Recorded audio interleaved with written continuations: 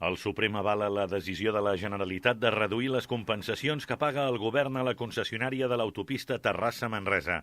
La Generalitat va establir fa 5 anys que compensaria a Autema pels descomptes que s'apliquen a la C-16, però que ho faria en funció del trànsit real i no de l'estimat, i això suposava pagar molt menys diners a l'empresa. Autema va portar davant dels jutges el canvi aprovat per la Generalitat, però el Tribunal Superior de Justícia va avalar els decrets del govern. Llavors, la concessionària de l'autopista Terrassa-Manresa va presentar recurs davant del Suprem, que ara ha estat rebutjat. Fonts del govern català han explicat a Ser Catalunya que la modificació del 2015 ha permès a la Generalitat estalviar 82 milions d'euros. És la quantitat de més que hauria hagut de pagar el govern a la concessionària si s'hagués mantingut el criteri de trànsit estimat, que era molt superior al del real.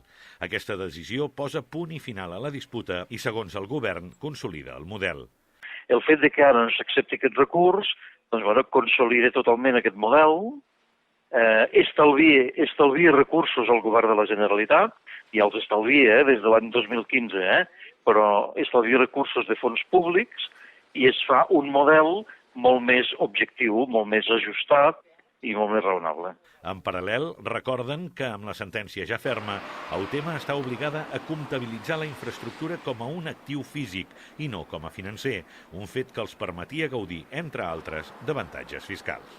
Cal dir que la decisió també ha estat molt ben rebuda des del territori, entre altres pel Consell Comarcal del Bages, que ja ha emès un comunicat que s'alegra per la sentència.